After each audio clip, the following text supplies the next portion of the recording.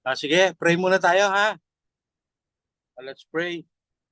Lord, Heavenly Dear Father, salamat po once again for this wonderful night na kami po ay makakapag-aral ng iyong salita. Lord, gabayan niyo po kami ngayong gabi. Bigyan niyo po kami ng wisdom at ituro niyo po sa amin yung tamang salita na amin pong pag-aaralan ngayong gabi.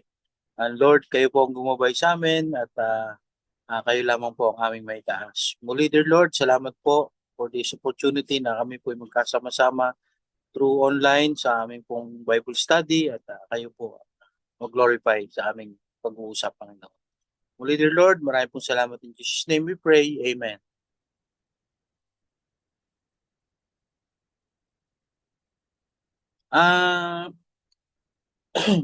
Saan ba tayo natapos last week? Dito sa no? Sa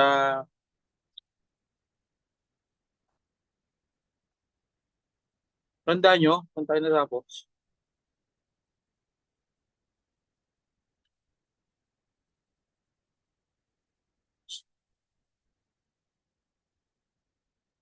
Natapos tayo dun sa yung uniqueness ng birth ni Jesus Christ, no? So tonight, ang pag-aaralan naman natin is yung kanyang teachings, yung mga turo niya. Ano ba yung kaibahan, yung uniqueness ng kanyang teachings. Okay? In Mark chapter 1 verse 22, Mark chapter 1 verse 22, pabasa naman, gustong magbasa dyan.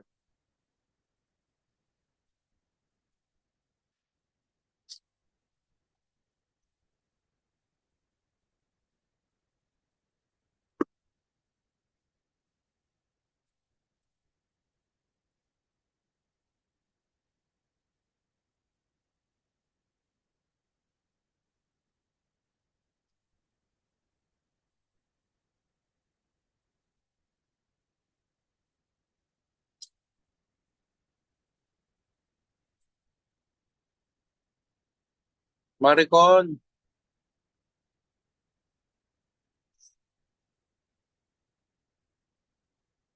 Maricon, narinig niyo ba ako? Narinig niyo ako? Yes po. Ayan, Ann, Yes. Yes po. pakibasa mo Mark 1:22. Saglit. Saglit.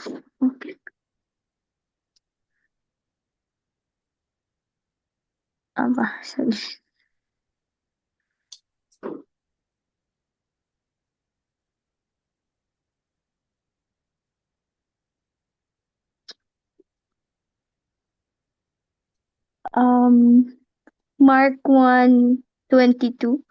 And they were astonished at his doctrine, for he taught them as one that had authority and not as the scribes. Sabi diyan, people were amazed at Jesus' teachings because he taught them as one who had authority. So ganun yung mga turo niya, may authority. Not as the teachers of the law. So yung mga scribes, yun yung mga teacher ng law. Okay? So in Matthew 4, verse 17, Matthew chapter 4, verse 17,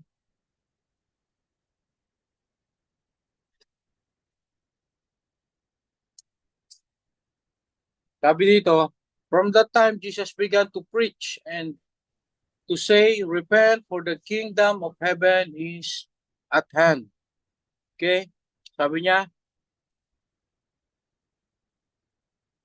repent for the kingdom of heaven is at hand. So, binigyan niya ng priority sa kanyang mga teaching yung mas may priority yung kanyang mas priority niya yung teaching niya kaysa do sa mga sa healing, sa feeding, ng mga ginagawa niyang miracles, no?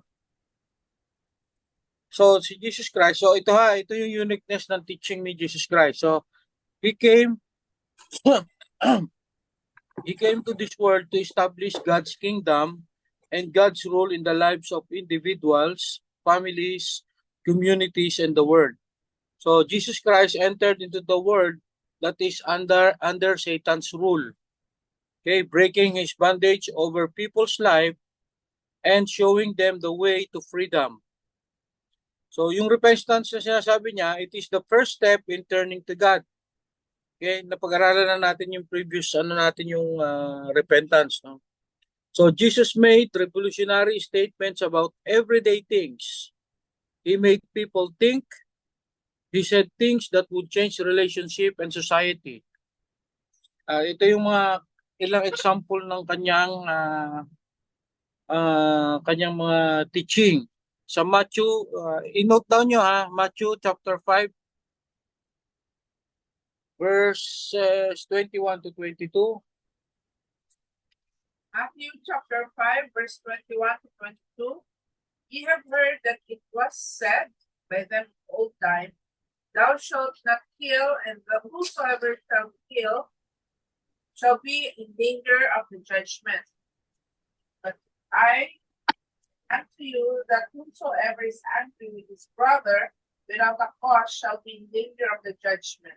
And whosoever shall say to his brother, Raka, shall be in danger of the council, but whosoever shall say, Thou fool, shall be in danger of hellfire.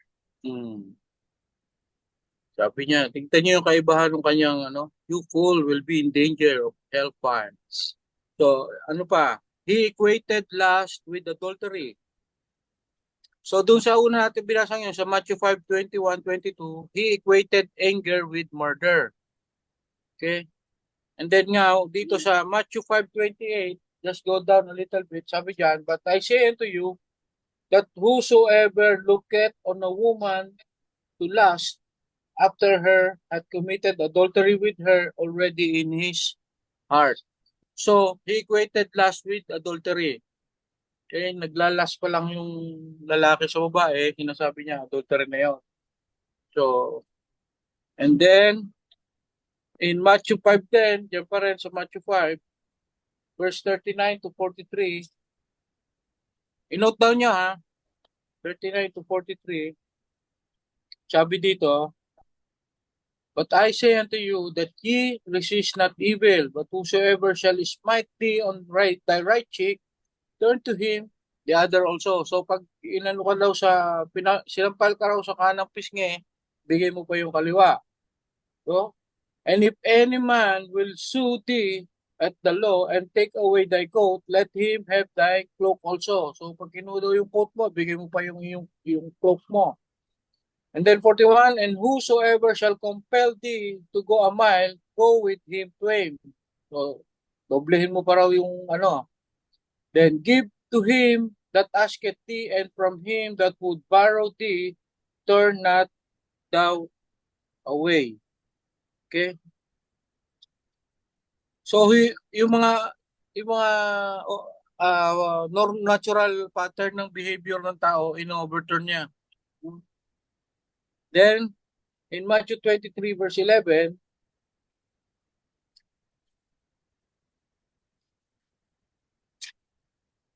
Matthew 23, verse 11. Matthew 23, verse 11. But he that is greatest among you shall be your servant. Yeah.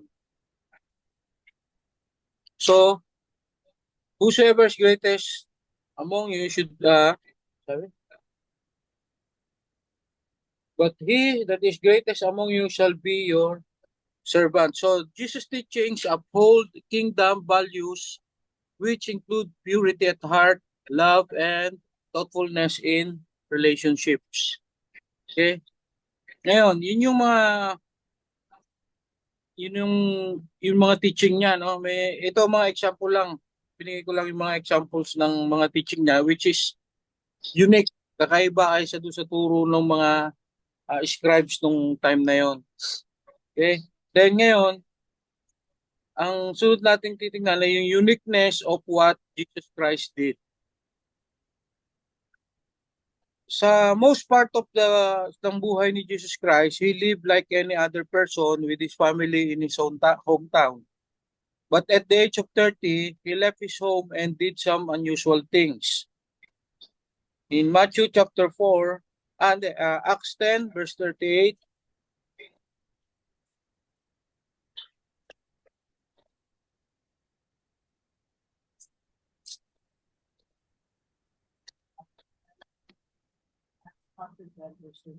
Acts 10 verses 38. How God anointed Jesus of Nazareth with the Holy Ghost and with power, who went about doing good and healing all that were oppressed of the devil, for God was with him. for God was with him. So, God anointed Jesus Christ with the Holy Spirit and with power. And then he went about doing good and healing all who were oppressed by the devil. Okay, and God was with him. Then in Matthew 4:23 to 24, balik tayo kay Matthew.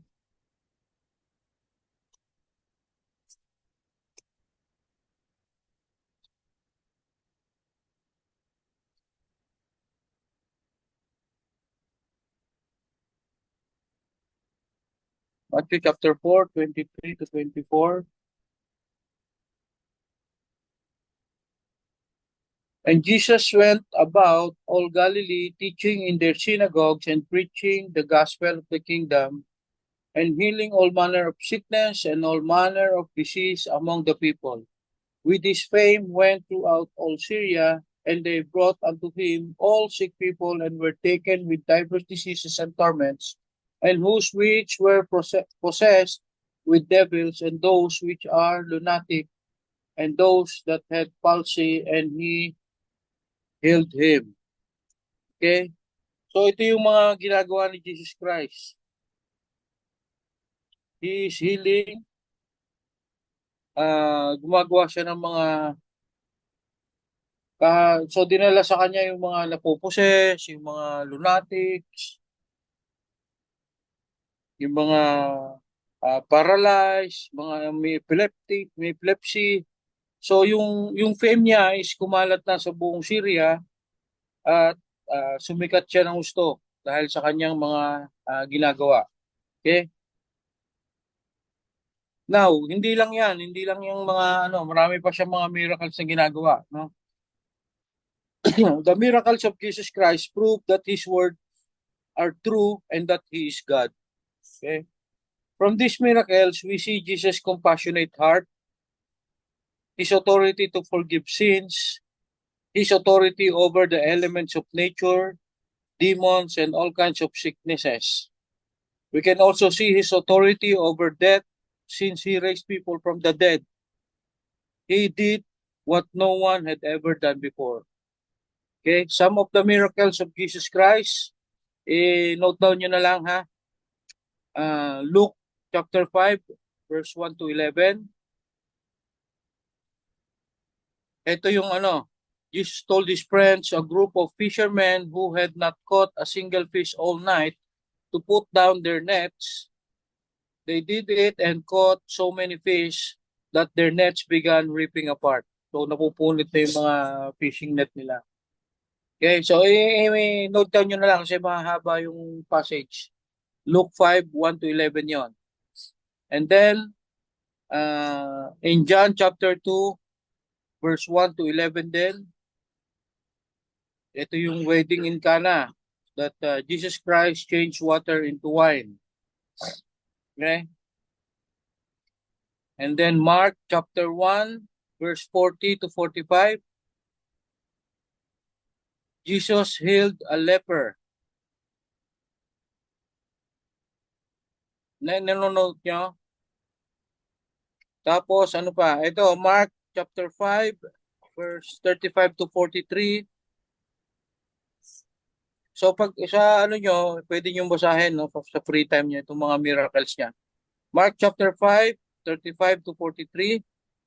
Another time, a local elder's only daughter had died, but Jesus went and raised her back to life. Okay?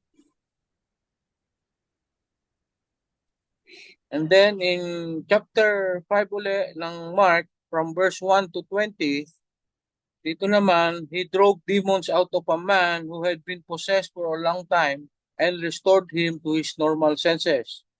Okay, ito, possessed man naman yon. Then, in John chapter 9, verse 1 to 41, he healed a man born blind. Okay, and then, in Mark 6, 34 to 44, ito yung with just 5 loaves, ito yung feeding of the 5,000.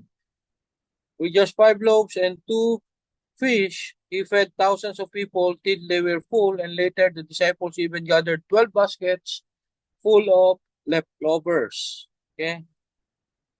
And then in Luke chapter 13, verse 11 to 17, Jesus set free a woman whom Satan had kept her bent over for 18 years. Okay? In Matthew 14, verse 22 to 33, Jesus walked on water.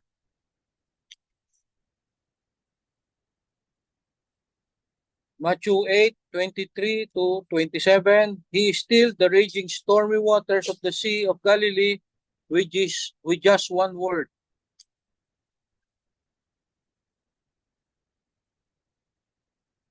Then Mark chapter 2, verse 1 to 12, Jesus Christ healed the paralytic and demonstrated that Jesus had authority to forgive sins.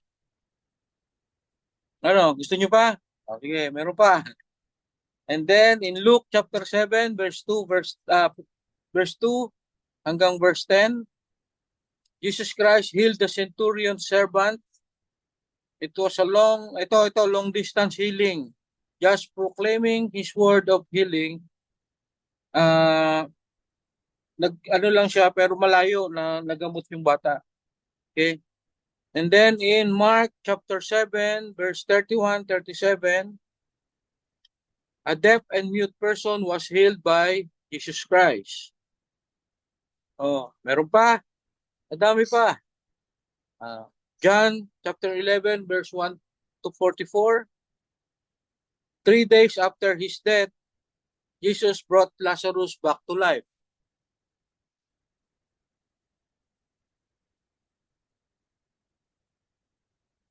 So, ayan yung mga miracles ni Jesus Christ. Okay?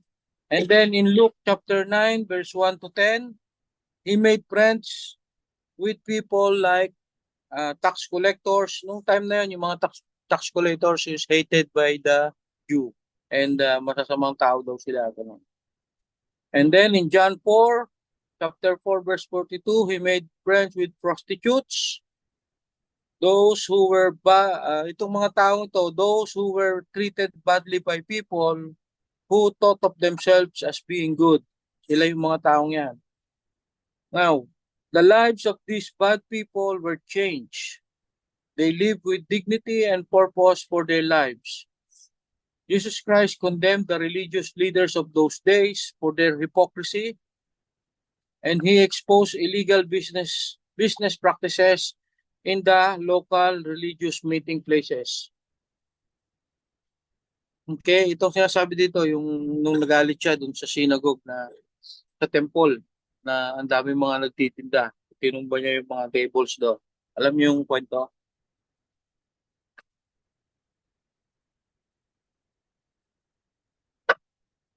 Okay, tuloy-tuloy tayo. May tanong kayo? So, ilista nyo lang yon, then basahin nyo. Ito yung, ilan lang yun ha, konti lang yun sa mga miracles na ginawa niya. That is, pero sapat na yung proving that He is God. Okay? Ngayon, ito naman yung, ilista nyo yung passages ng kanyang, yung triumphal entry. Okay? Yung triumphal entry niya sa Jerusalem. Ang mga passages niya is in Matthew 21, verse 1 to 11, 14, 17. 14 to 17. Matthew 21, verse 1 to 11, then 14 to 17. And then in Mark 11, verse 1 to 11. And then sa Luke naman is in chapter 19, verse 29 to 44. And then kay John is in John chapter 12, verse 12 to 19.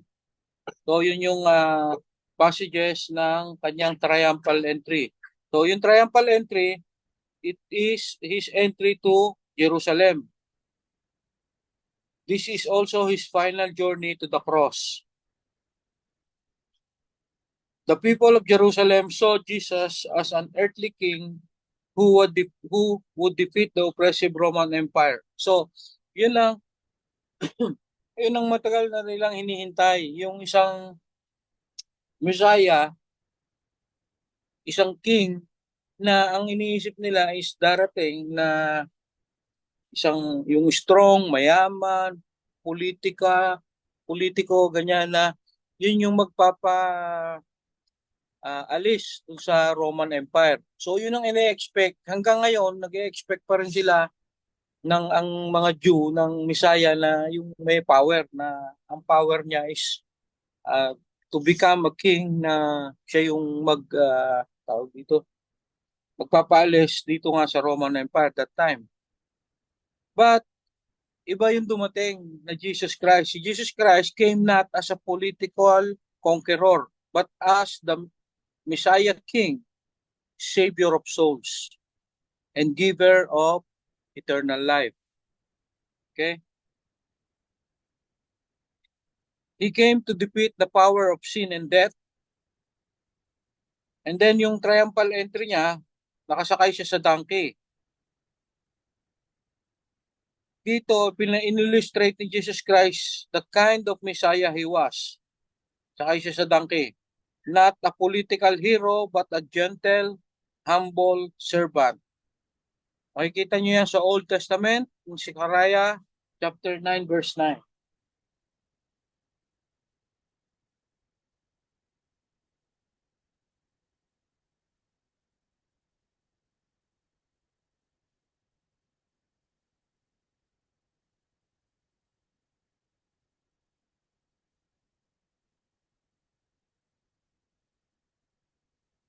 At sabi dyan sa Zechariah chapter 9, verse 9, Rejoice greatly, O daughter of Zion. Shout, O daughter of Jerusalem. Behold, thy king cometh unto thee. He is just, and having salvation, lowly, and riding upon an ass, and upon a colt, the foal of an ass. So, yun yung prophecy ni Zechariah. Okay? So, Jesus Christ came there, sabi doon, Behold, thy king cometh. So, dumating si Jesus Christ there, not a political hero, but a gentle, humble servant. Okay? In Psalms 118,